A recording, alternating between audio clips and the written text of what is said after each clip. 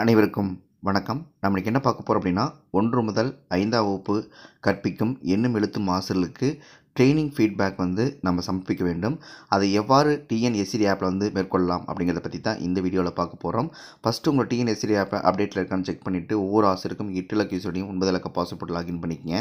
அதில் கீழே training feedback அப்படின்னு காலம் வந்து கொடுத்துருப்பாங்க.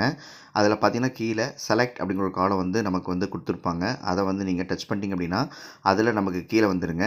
அதில் 1 to 3 எண்ணும் எழுத்தும் அப்படின்னு சொல்லியிருப்பாங்க. அதை வந்து நீங்கள் கிளிக் பண்ணிக்கலாம். ஒருவேளை நீங்கள் 4, 5 போகிற மாதிரி இருந்தால் நீங்கள் 4, 5 எண்ணும் எழுத்துங்கிறத கிளிக் பண்ணிக்கலாம். சரிங்களா? இப்போ வந்து 1 to 3 நான் மட்டும் நடக்கிறனால இந்த டேட்டில் அதை கிளிக் பண்ணிட்டீங்க அப்படின்னா நமக்கு வந்து கொஸ்டின்ஸ் வந்து வந்திருக்கும். அந்த கொஸ்டினுக்கு நம்ம வந்து சரியானதை வந்து நம்ம ஆட் பண்ண வேண்டும்.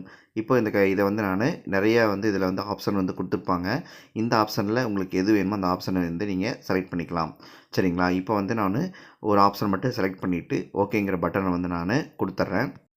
அதுக்கடுத்து பார்த்திங்க அப்படின்னா நிறைய உங்களுக்கு வந்து இந்த மாதிரி கொஸ்டின்ஸ் வந்து கேட்டிருப்பாங்க.